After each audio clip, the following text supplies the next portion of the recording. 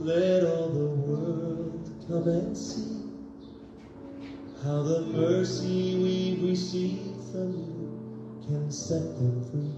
And as we worship you, let all this joy that fills our hearts bring a hunger and a hope to those who stray so far.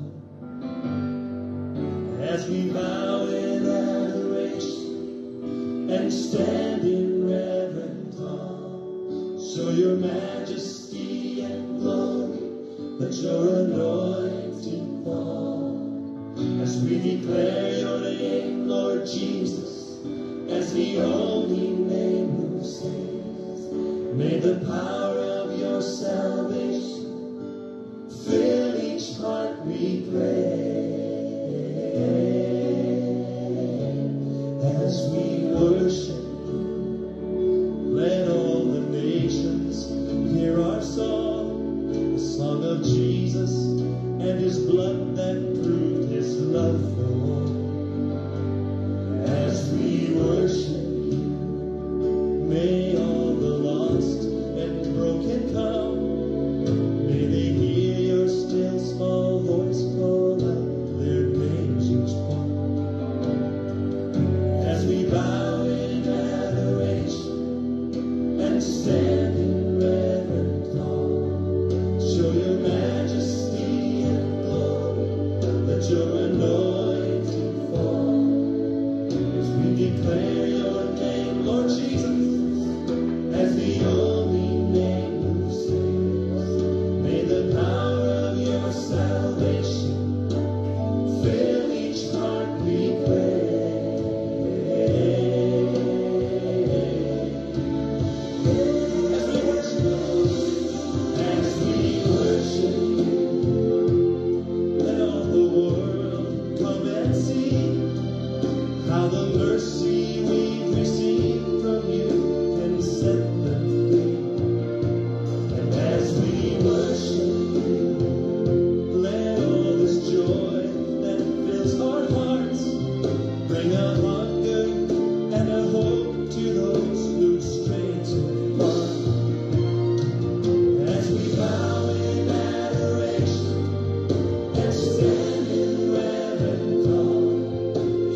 Majesty and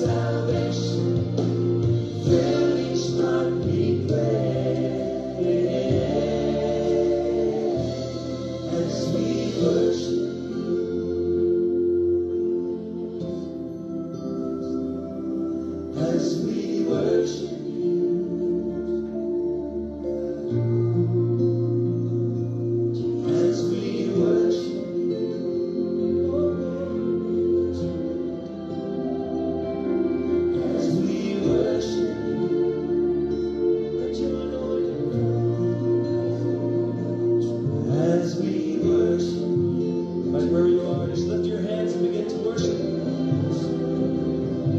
as we let your glory fall, let your glory fall, as we worship, let your spirit fall down, as we worship,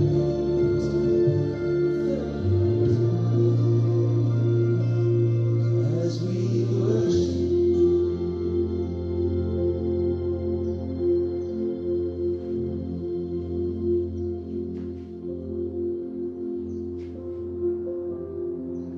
Oh, we welcome you.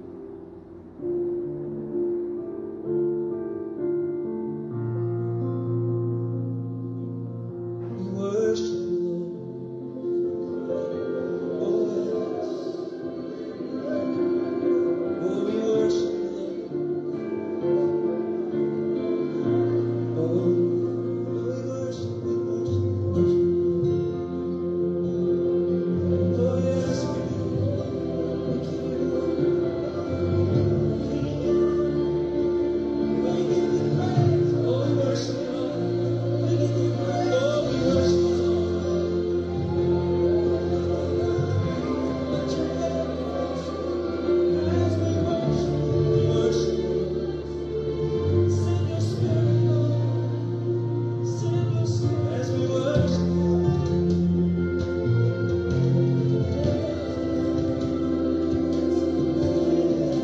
As we worship, as we worship you, Lord.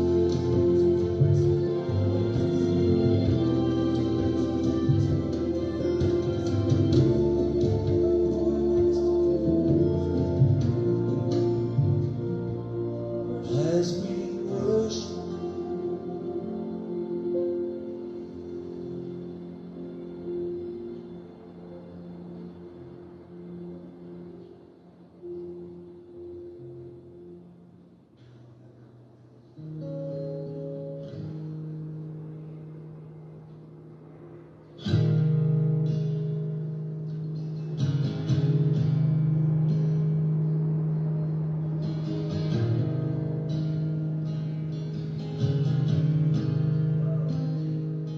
I love you, Lord.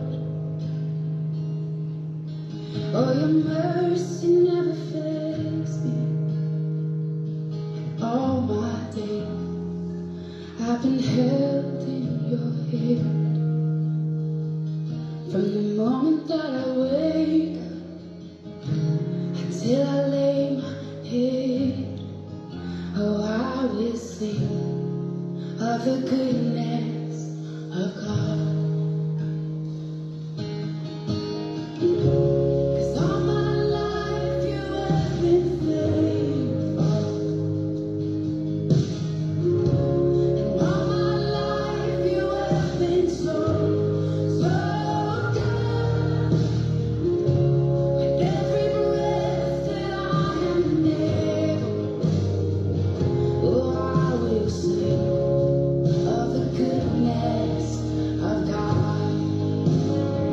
I love your voice. You have led me through the fire, and in darkest night, you were close like no other.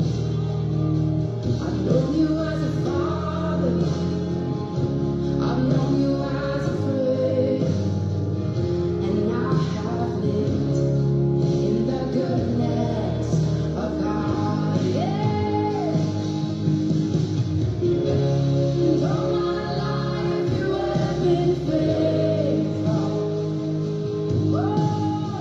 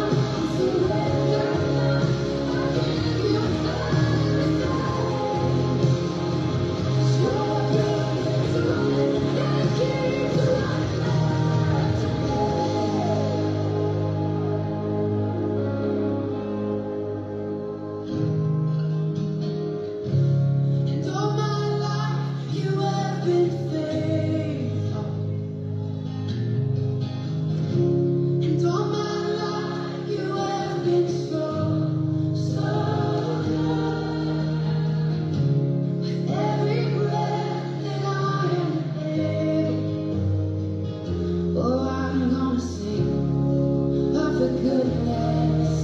I'm gonna sing, I'm gonna sing.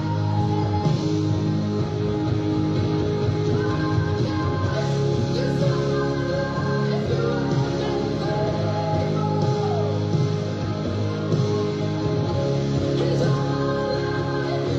been so good. With every breath that I am, oh, I'm gonna sing of the goodness of God. I'm gonna sing of the goodness of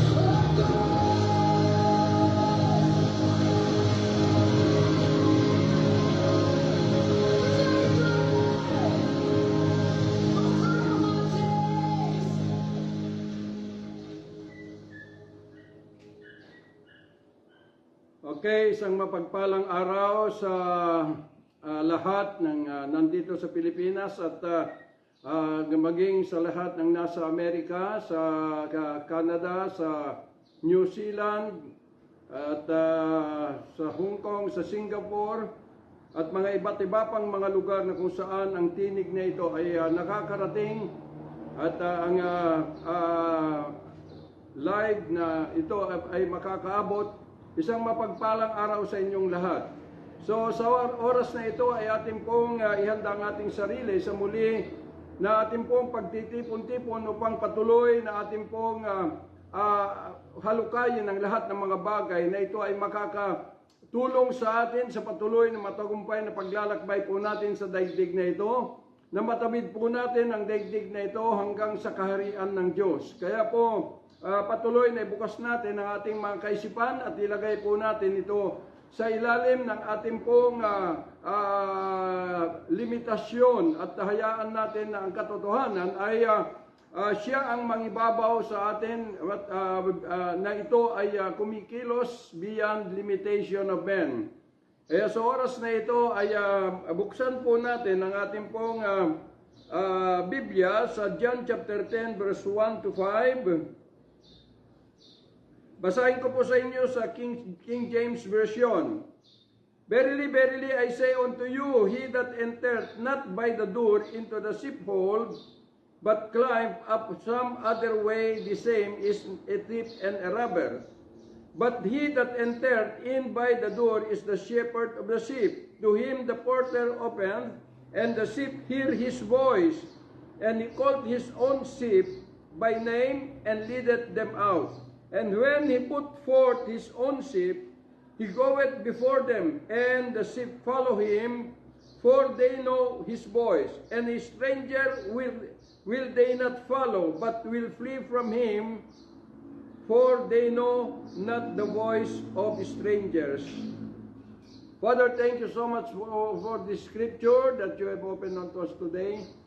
I pray, Lord, to continue, Lord God Almighty, alisin lahat ng mga tabing na nakatakip sa katotohanan na nasa likuran ng scripture na ito, Panginoon, na patuloy magbigay sa amin ng liwanag sa patuloy na amin pong paglalakbay, Panginoon, at higit sa lahat mga pangyariang impormasyon kung paano kami magtagumpay sa aming paglalakbay sa daigdig na ito, na kami, Panginoon, Lord God, ay patuloy na maglalakbay sa ilalim ng iyong dakilang presensya upang sa pagdating ng huling panahon ay karapat-dapat po kami, Panginoon, Lord God Almighty, na pumailan lang napapasok into your kingdom, O God Almighty, and to live forever, Lord, into your kingdom, O God, in the name of Jesus, the Son of the living God. Father, I pray na damitan mo kaming lahat ng iyong karunungan, kaalaman, at alisin ang makamundong karunungan, Panginoon, Lord God Almighty, na nahubog, Lord God Almighty, sa daigdig na ito, Panginoon, ang katwiran na ito'y nagbigay sa amin,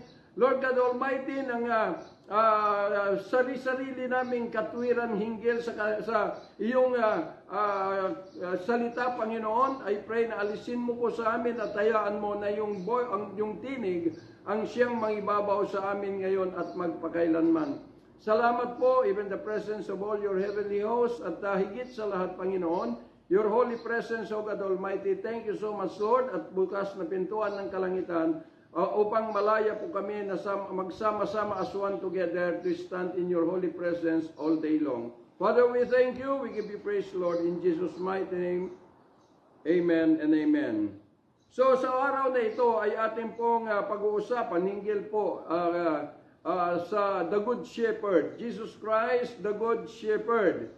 So kailangan maunawaan po natin na meron lamang iisang pastol na dumating sa buong mundo upang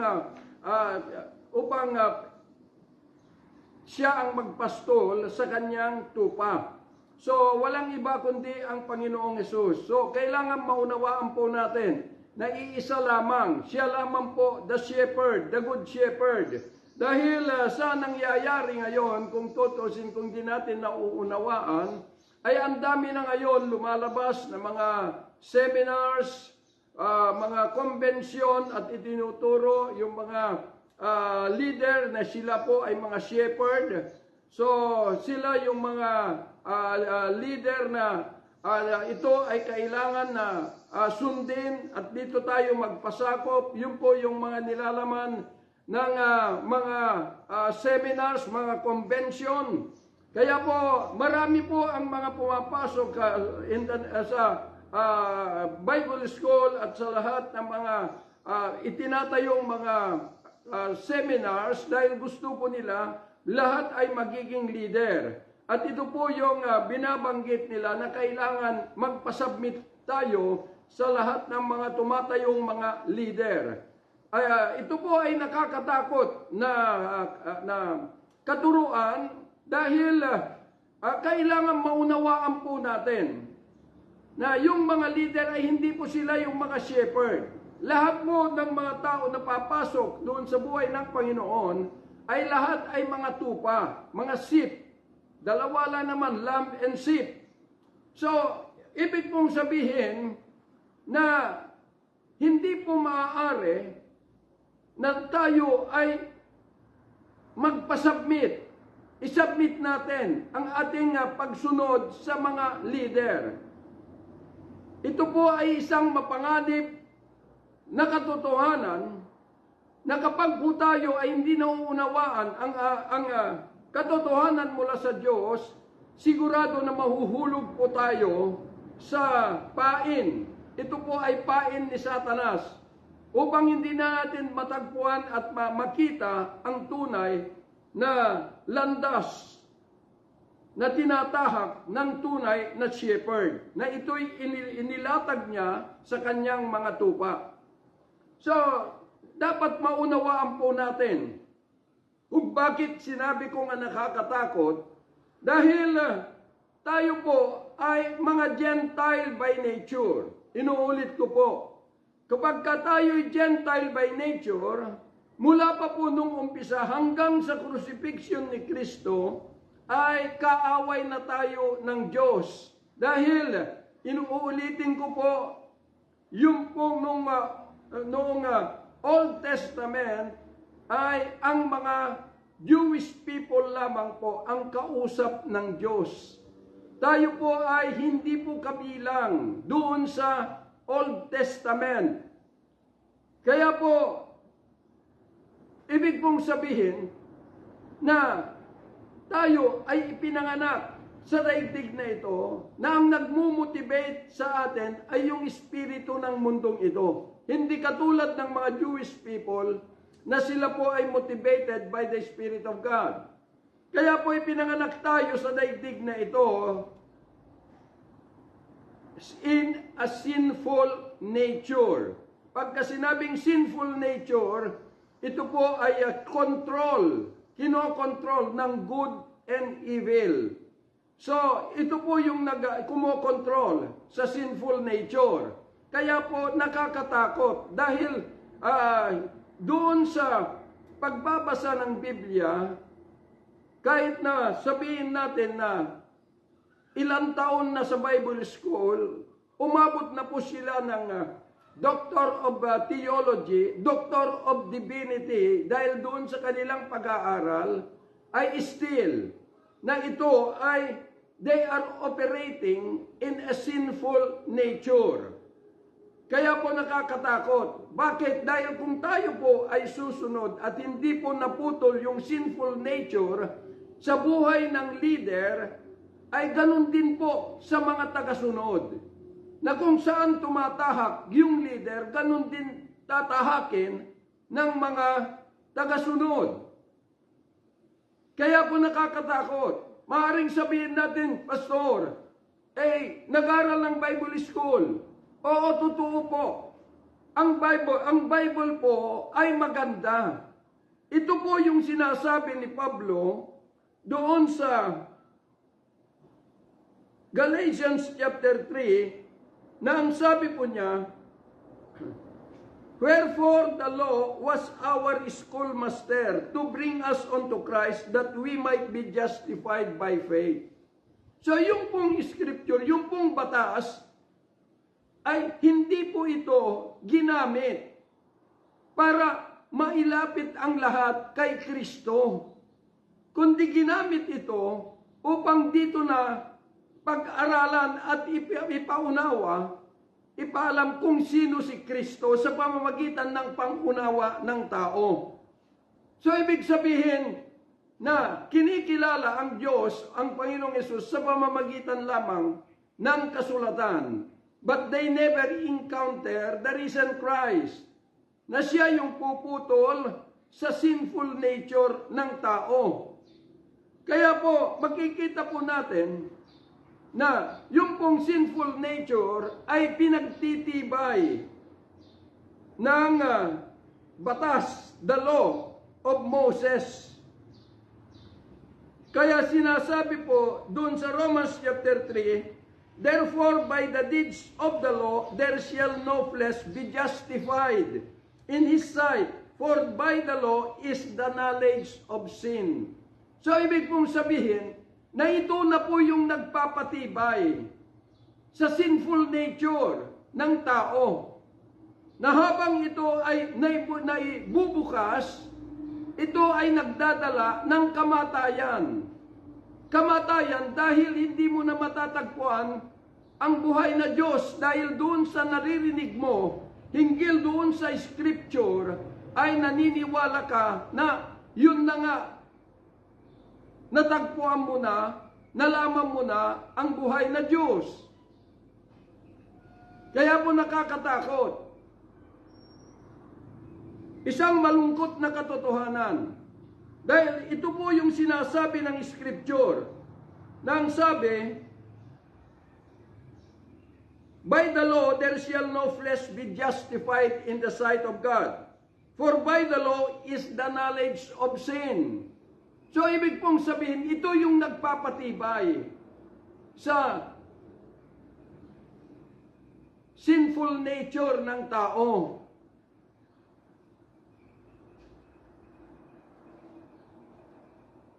Kaya makikita po natin na itong Biblia, napakaganda. Yun yung sinabi po ni Pablo, na ito yung magdadala sa kanila, sabi,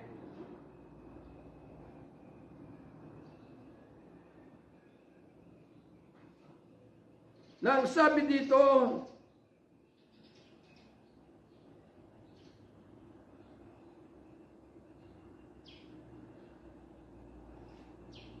na yung batas ay ito yung nagdala sa kanila kay Kristo upang mapawalang sala tayo sa pagitan ng pananampalataya kay Kristo o pananampalataya ni Kristo. So ibig pong sabihin na itong Biblia supposed to be ay parang GPS, na ito yung magdadala sa atin upang matagpuan po natin the risen Christ.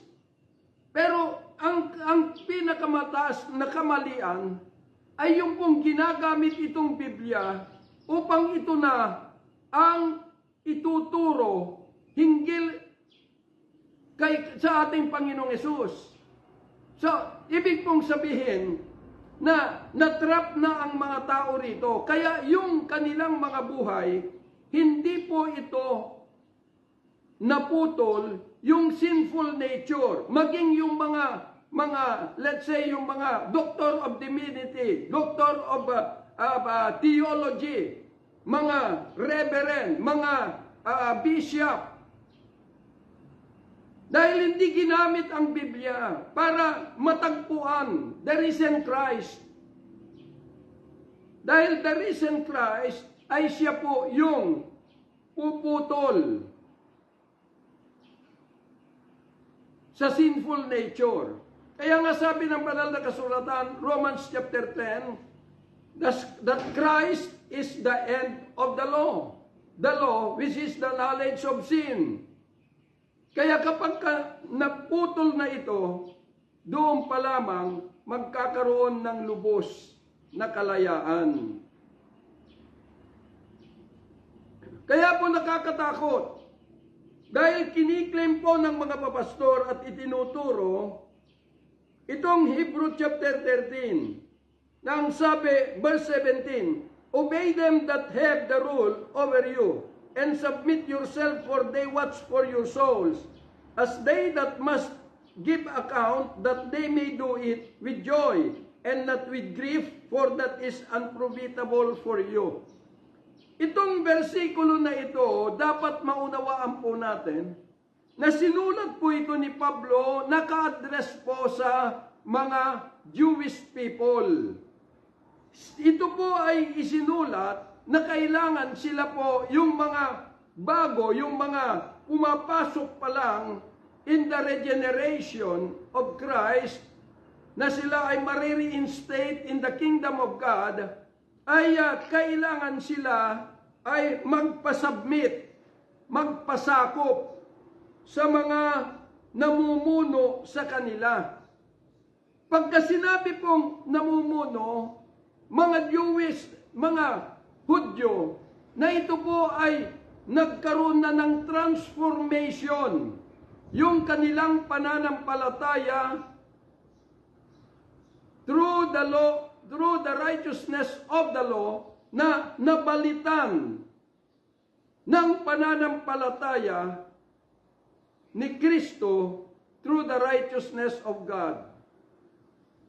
So, ito po yon, na ito yung sinasabi ng Panginoon, na kapag ka ikaw ay nakapasok sa koral ng Panginoong Hesus, ang Panginoong Hesus ang siyang shepherd. Sa Kanya tayo magpapasubmit. Sa Kanya tayo magpapasakop. At hindi po sa tao. Dahil yung kapag tayo po ay nagpasubmit sa Diyos, kay Kristo, automatic po na meron na po tayong pag-obedience at pagpapasubmit sa mga nakakatanda sa atin. Yun po yung ibig pong sabihin. Kaya yung leader, yung pong mas nakakatanda o namamahala sa atin, ay hindi po upang tayo po ay manduhan. Hindi po upang tayo ay dominahan. Kundi tayo ay ililid tayo sa tamang landas ng katwiran ng Diyos through the faith of Christ. Yun po yung katotohanan. Ang problema ngayon, ang ginagawa ng lahat, kaya po meron na po yung sinasabi na leadership training para ng mga paraseyo na kinakailangan kontrolado nila ang lahat ng mga miyembro. Hindi po ganon. Dahil lamang sa kanilang mga organization at sa kanilang mga personal interest na makilala ng buong mundo ang kanilang pangalan, kaya dito, attend doon, seminar dito, seminar doon, at sasabihin na kinakailangan ang obedience mo ay nandoon sa submission mo sa leader.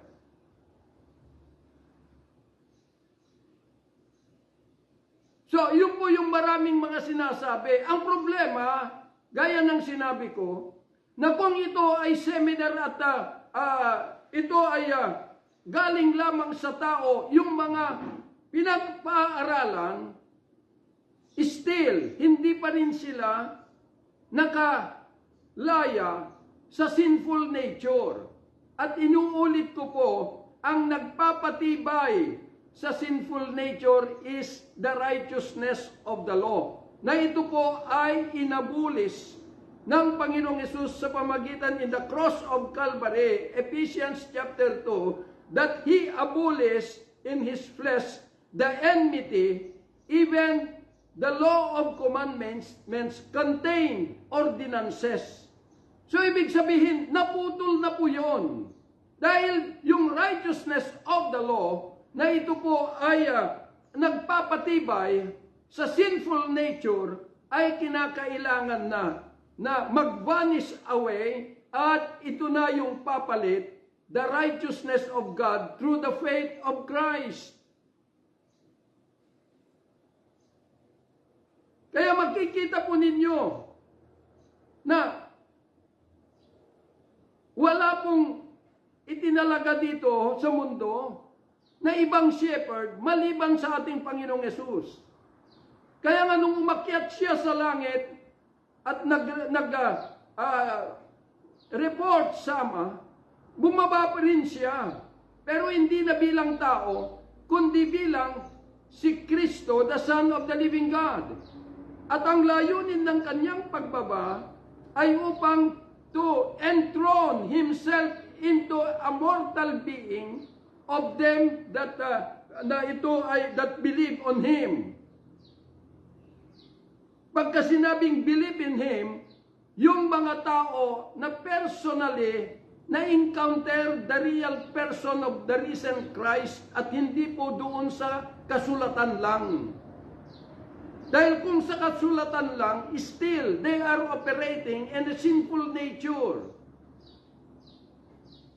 Nababago lang, naitataas lang yung kanilang moral sa pag-iisip dahil doon sa pagbabasa ng Biblia, pero hindi ginamit ito na dahil sa pinatibay yung kanilang paniniwala at pagtitiwala sa Diyos, akala nila yun na po yung pananampalataya. Pero hindi po. Dahil ang pananampalataya, inuulit ko po, ay hindi po kasama sa ating kapanganakan in the sinful nature. Dahil ang pananampalataya, it operates from the heart. At wala naman tayong puso dahil, kaya nga Gentile by nature, ang naging puso natin ay mga espiritu ng mundong ito. Na sila ay nag-motivate sa ating mga buhay upang tayo po ay mamuhay sa karnal na buhay.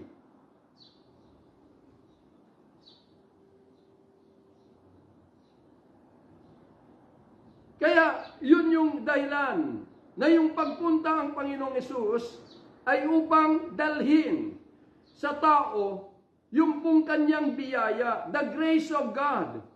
And the grace of God is the Holy Ghost. He is the word of reconciliation na binabanggit ni Pablo in 2 Corinthians chapter 5, verse 19 to 20, na ito ang kalooban ng Ama to reconcile the whole world unto Himself through Christ, not imputing their trespasses, but He has given the word of reconciliation. And the word of reconciliation is the Holy Ghost. It is the word of faith. Na ito yung magdadala sa atin in order that every one of us ay maglalakbay through the motivation of the Spirit of God, which is the word of faith.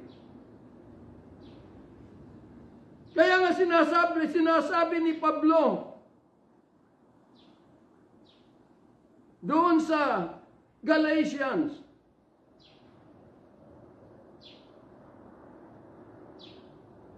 na ang sabi po niya, but after that faith is come. So saan pa nanggaling? Pagkatapos ng pananampalataya ay darating, hindi na tayo nasa ilalim ng katuruan or schoolmaster. Na maraming nag-aral sa Biblia at sinasabi may pananampalataya sila. Kapatid, hindi po pananampalataya yan. Dahil ang pananampalataya, once we are going to operate through the faith of Christ, then tayo po automatically that we are one together at anduroon po yung harmony na mabubuo sa atin because ang batas na tataglay sa atin is the law of love. Kaya kung sa Biblia ka lang nahubog, sa Bible school, kung doon ka lang nahubog at sasabihin mo naglilingkod ka sa Diyos, kay Kristo, nagkakamali ka, kapatid. Kundi ginagamit ka ni Satan upang lalo mong dalhin ang kamatayan sa mga tao. 2 Corinthians chapter 3, verse 1 to 5. Na ito rin yung bumulag sa mga Israelitas na after na na-regenerate, itong mga Jewish people ay marami pang bulag sa kanila na ang sabi ni Pablo, in the reading of the Old Testament. So scripture po yun. Hindi ko po gawa-gawa lamang. Maging itong scripture o the law ay hindi po ito upang pag-aralan mo at ituturo mo sa mga tao. Kundi ito yung pinaka-GPS po natin upang matagpuan po natin the risen Christ. Ngunit dahil sa katalinuhan ng tao, hindi na natagpuan, kundi hanggang sa kaalaman na lang. Kaya makikita po ninyo, mas maraming itinuturo yung kasaysayan kaysa yung kasalukuyan na pagkilos ng buhay na Diyos.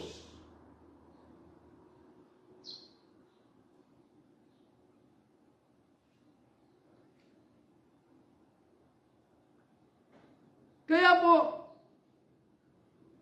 yung sinabi ni Pablo sa Hebrew chapter 13, na magpasakop sa mga nakatatanda or nangangasiwa.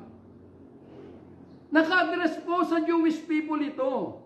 Hindi po doon sa mga katulad natin na mga Gentile by nature na hindi pa nagkaroon ng pagkakahiwalay sa kanilang sinful nature.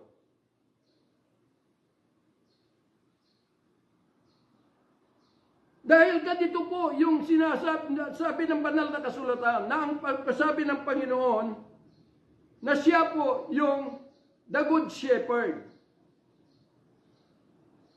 Alam niyo po, lahat po tayo ay mga tupa. Sheep and lamb. The shepherd, the sheep, and the lamb. Itong sheep, composed of many na maraming mga matatanda na. Meron na po yung matatanda na yung kanilang sungay ay paikot na. Pero itong mga may sungay, mga matatanda, sila yung nangunguna. Kapag dumating po yung shepherd, ay tatayo kaagad sila. Kaya tatayo rin lahat yung mga tupa, pati yung mga lamb. Dahil itong mga matatanda na mga ngasiwa sa the whole flock of Jesus Christ ay nakatingin, nakafocus sa shepherd. At sila ay doon sila kumukuha ng kanilang kalikasan sa kanilang pagkatao upang sila bilang sheep ay mabuo yung kanila pong ugnayan to cleave together to the shepherd. So yun namang lamb, nakatingin sa iyo bilang matanda. At sa iyo rin kumukuha ng magiging kanyang kalikasan. Kung ang kalikasan mo ay nakuha mo sa buhay na Kristo, then ganun din yung makukuha ng lam yung bata pa, na magiging kanyang kalikasan sa kanyang paglaki. Sumusunod sila ayon doon sa nakikita sa buhay. Hindi katulad ng mga kambing.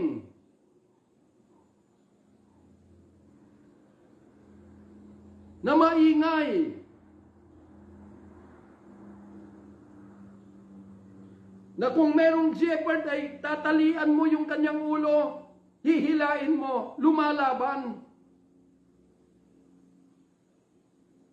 Ganon ang karamihan ng mga tumatayo ngayon, mga kambing. Pero maliwanag po yung sinasabi ng Panginoon in Matthew chapter 25, verse 32, na kapag, 31 and 32, kapag the Son of Man shall come down in His glory with His holy angels to sit at the throne of His glory, ay sabi niya doon po, kapag nakapaupo na po, we are the glory of God in our mortal being, ay ihiwalay niya yung mga tupa sa mga kambing. At yung mga tupa ay uupo sa kanyang kanang kamay, mga kambing ay pupunta, nakaupo sa kaliwa at dadalhin sa impyerno. Ito yung mga kambing na hindi pa po naputol yung kanilang sinful nature. Although sila po ay bihasa sa pag-aaral ng Biblia with their own interpretation, kasi pinag-aaralan yan. Kaya dalawa po ang nagpapatibay ng sinful nature sa buhay ng tao. Yun po yung religious, at itong traditional. Ang mga traditional ay sila po yung may hawak na pinagtitibay yung sinful nature through the righteousness of the law. Kaya maraming mapapahamak.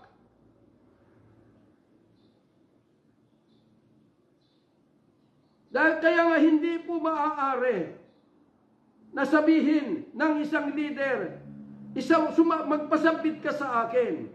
Kaya makikita po ninyo, pagka sinabing sheep, hindi po watak-watak, hindi po marami, sama-sama lahat yan. At kung ang buong mundo ay tupa ng Diyos, sama-sama lahat yan. Hindi po na-identify yung kanilang mga organization. Na dahil sa kanilang mga itinayong mga organization, binabago ang mga pangalan upang ipakita na sila ay marami na silang mga tupa, pero hindi tupa ni Jesus Christ. Tupa nila. Kaya marami pong nagsasabi sa akin na, Pastor, mga tupa namin yan. Sabi ko, hindi po ako pumupunta para kunin ang tupa ninyo, kundi yung tupa ni Jesus Christ. Dahil ang sabi ng banal na kasulatan, na yung mga tupa ni Jesus Christ, yung boses niya ay kilala. Nakikinig sila sa tinig ni Jesus, the Good Shepherd. Ngayon, kung sabi ninyo ay membro ninyo yan, sabi ko, ang inyong jurisdiction lamang, kaya membro nyo yan, ay doon sa lupa na kinatitirikan ng inyong mga organization o church building o kapilya. Yun lang yung jurisdiction ninyo para sabihin na sila yung member ninyo. Kaya kung member ninyo ito, siguraduhin ninyo na huwag nyong palabasin sa building o doon sa loob ng lupain. Pakainin nyo sila doon. Panatiliin. Dahil once na lumabas sila mula sa inyong jurisdiction, hindi mo na pwedeng lahadlangan the opportunity God has given unto men, that freedom of choice. Meron tayong kalayaan, that freedom of choice, na sinabi ng Panginoon, if the Son of Man has set you free, you are free indeed. Ibig mong sabihin, wala nang batas. Batas ng demonyo, batas ng tao, o batas ng righteousness of the law. Wala nang pipigil sa iyo. Malaya ka nang mag-decide sa gusto mong kahahantungan.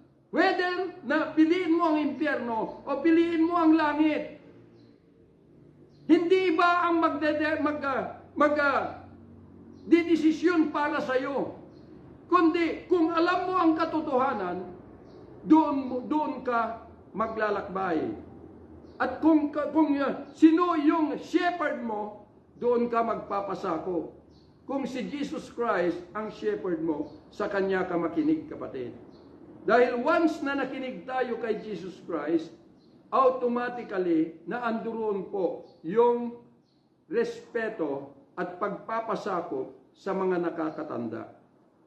Dahil nakikita po nila yung buhay na nakita mo sa buhay na Diyos.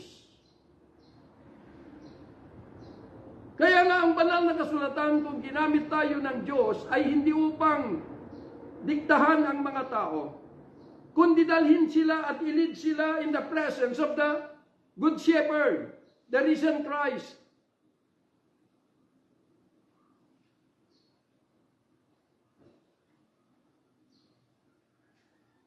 Yun po ang katotohanan.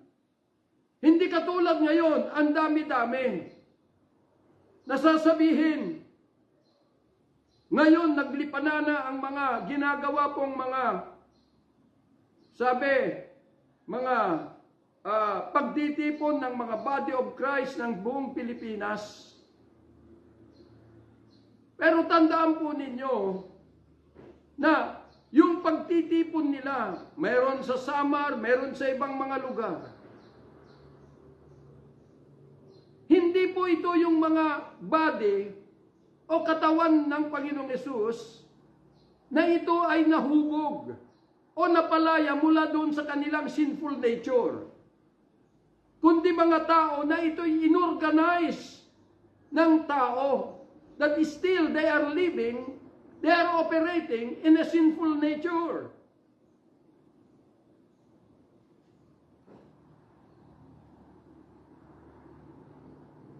Kaya makikita po ninyo, meron na pong sa mga organization, meron na pong protocol.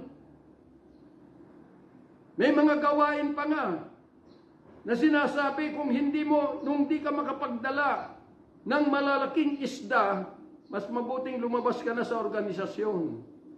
Nakabatay na sa pera. Kaya nga lagi kong sinasabi sa lahat na nagbubukas ng pintuan para po madala po namin ang mandato ng Diyos. This is a mandate of God to unveil the reality of the truth. Hindi po tayo nakabatay sa organization, kundi tayo po ay kailangan bumatay doon sa pangyayari ng katuparan ng layunin ng Panginoong Hesus. Hindi po yung layunin ng tao. Kasi maraming natatakot baka lalabas na mawawala ang mga miyembro. Kapatid, kung ikaw ay leader at ikaw ay tunay na naglilingkod kay Kristo at nagkaroon ng katuparan yung layunin ng Diyos sa buhay mo, wala kang dapat ikatakot. Dahil ang mga tupa ng Panginoong Hesus, kapag nakita ka, nakikita nila yung katauhan ng shepherd sa iyo. Kaya susunod sila na hindi mo nadidiktahan.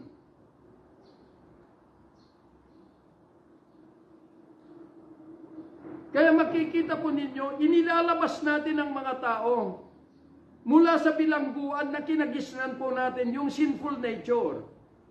Pero ang masaklap dito, muli natin silang ibibilanggo sa isang bilangguan na hindi na nila makikita ang labasan. Dahil ang sabi ng Panginoon, kung sinabi niyo lang sana na hindi ninyo ako nakilala, makikilala ninyo ako. Pero dahil sinabi ninyo na ako'y kilala ninyo, di na ninyo ako makikilala. Kaya ang sabi ng Panginoon, mag-ingat kayo sa mga libadura ng mga Paraseyo. Dahil kung hindi kayo makakalampas sa katwiran ng mga Paraseyo, pare-parehas kayong di makakapasok sa kaharian ng Diyos. Kaya ang hinahangat at sinasabi ni Pablo na yung kanyang dinadala ay isang doktrina o katotohanan na walang libadura. Unleavened bread. Ibig sabihin, walang kahalo na karunungan ng tao na ito ay naipalaman doon sa katotohanan kanyang ipinapahayag. Ngunit lahat ng ito ay bunga ng demonstration of Spirit and power, the Holy Ghost and the risen Christ.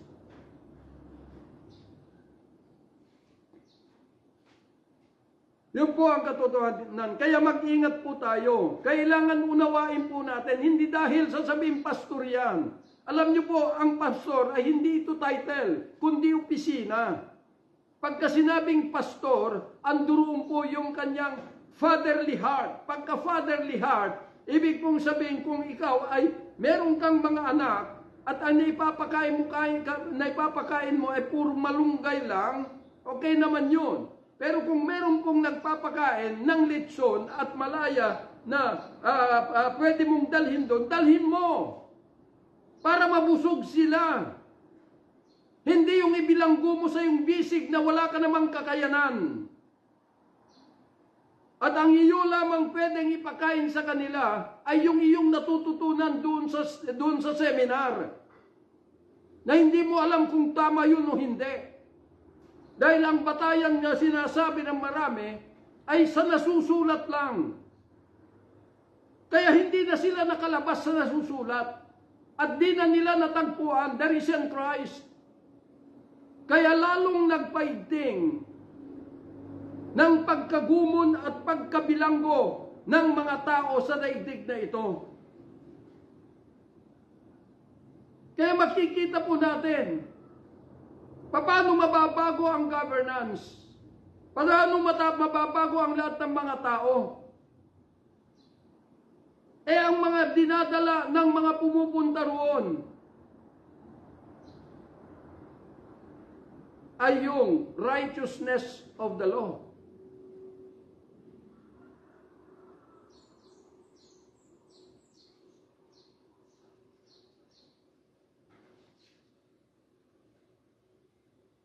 Mas higit na nagmamalaki pa ang mga ito.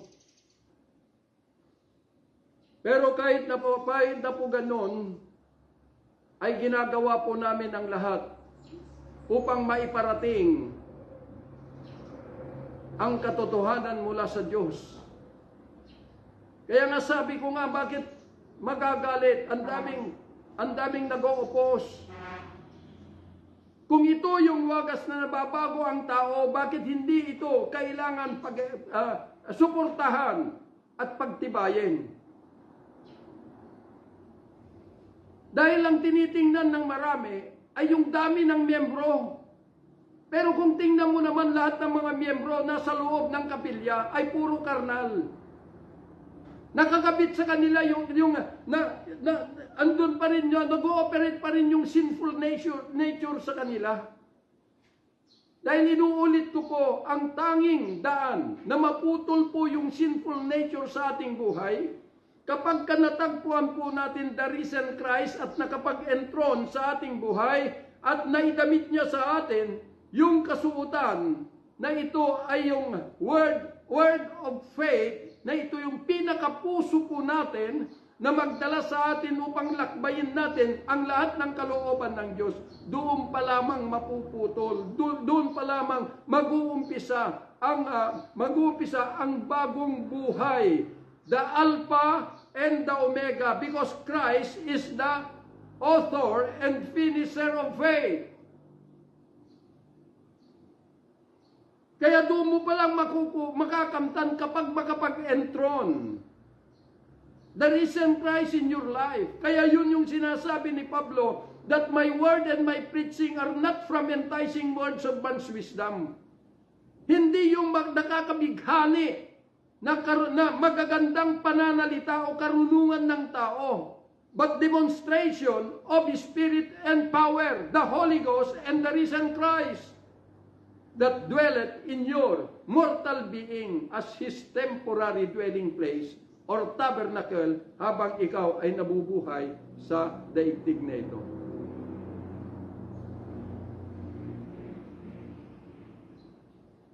Kaya yun po yung katotohanan. Basahin po ninyo yung buong scripture, ang buong Biblia. Huwag lang man kayong pumupulot. At kung kung inaayawan ninyo yung mga taong nagpapahayag ng kalayaan, at inayawan ninyo, pupulot kayo ng bersikulo at ibabato ninyo. Ang daming maniniwala kasi kayo yung mga leader. Mga presidente kayo. Pero sinisira ninyo at tinahadlangan the manifestation of God's mandate na kailangan dapat matagpuan at malaman ng lahat ng mga tao.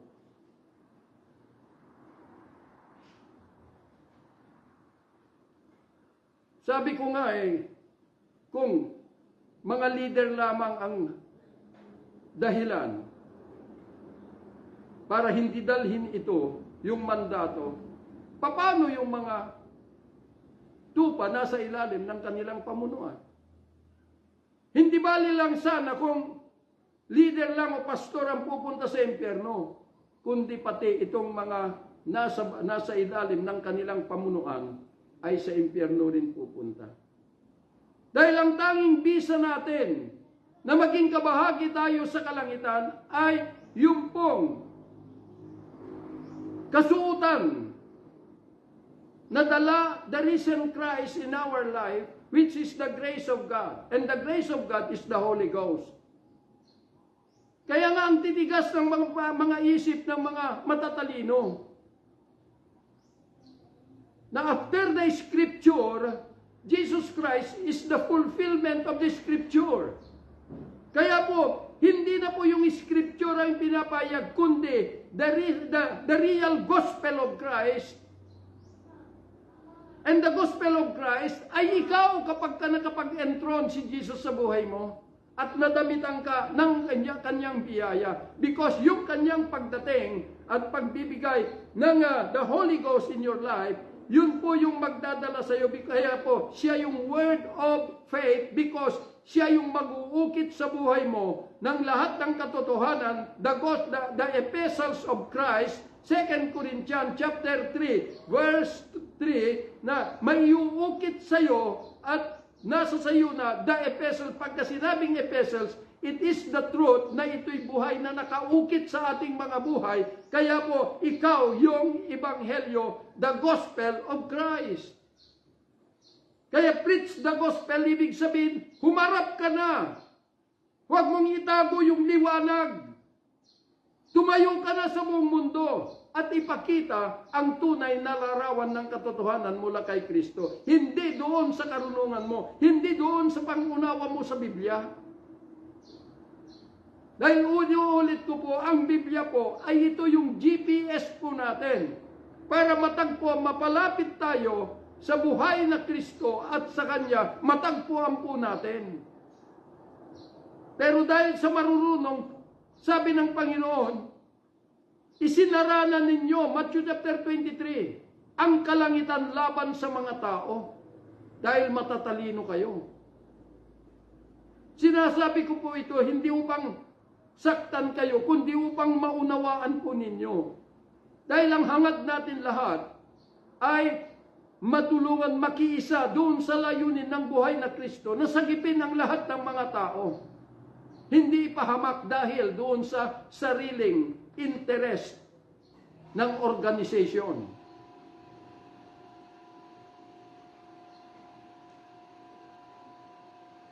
Kaya po mga minamahal na mga kapatid, wala tayong ibang pagpapasubmitan, hindi po tao, kundi doon sa ating pong pastor, Jesus Christ, the Good Shepherd. At inuulit ko po, kapag tayo po ay nagpapasakop sa Kanya, anduroon po yung order ng Diyos. God is a God of order, na ang lahat ay anduroon po yung kanilang pagpapasakop sa nakakatanda. Hindi po ipinag-uutos ito, kundi bukal sa kalooban, sa puso ng tao, na ito ay nagbubukas yung kanila pong pagpapasakop.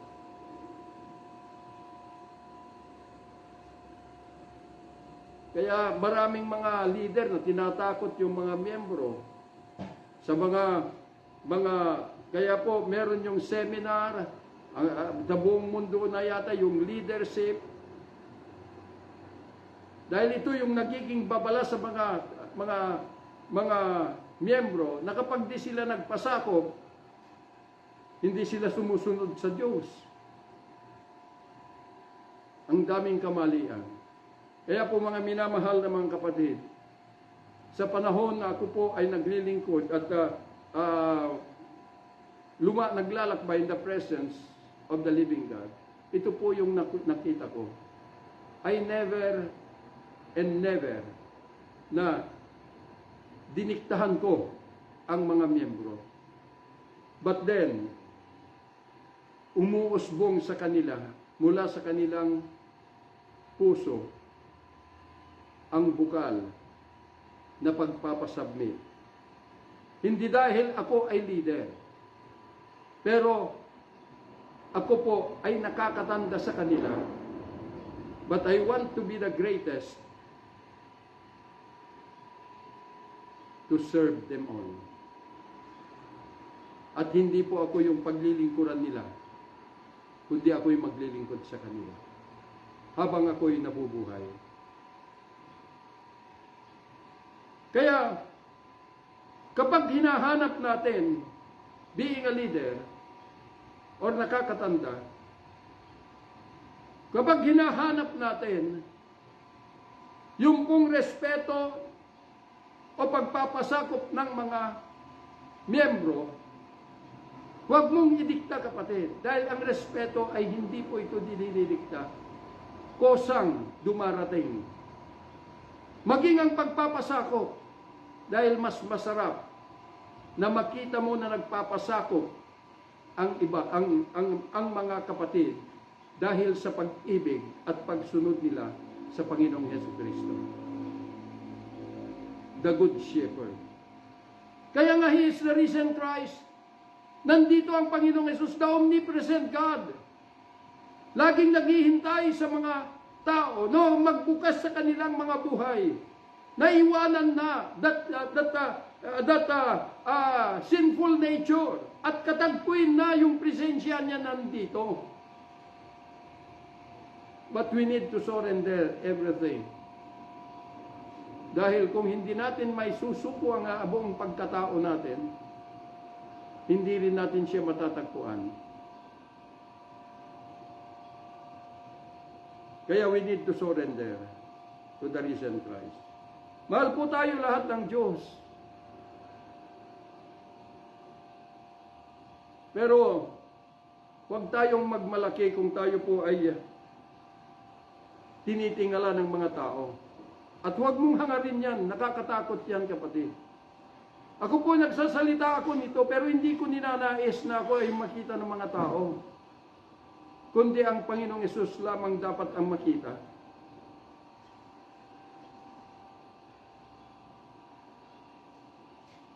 Dahil lamang sa hangad na magkaroon ng titulo na maging bishop, magpaperma ka lang, kapatid, ng mga 50 na mga papastor, bishop ka na. Pero mas masarap na ikaw ay tatayo in the kingdom of God, the presence of the great shepherd, the good shepherd, and lead the flock sa Kanya. Kaya yun lamang po, at magandang araw po sa inyo lahat. Father, we thank you for this scripture, I pray. The word that has been revealed. Dalangin ko po na ito, O Diyos, ay magkaroon ng katuparan sa bawat buhay ng lahat. Dalangin ko po, Ama, na magkaroon ng kumbiksyon ng lahat, Panginoon, to surrender all their whole being unto you. And to receive, Lord God Almighty, that grace that you have given, O God Almighty, that you want to clothe to each and every one of us, your Holy Ghost, O God, which is the word of faith, na ito yung magdadala sa amin upang sa aming paglalakbay sa daigdig na ito, ay lagi naming tinatahak ang landas ng iyong kalooban ngayon at magpakailanman.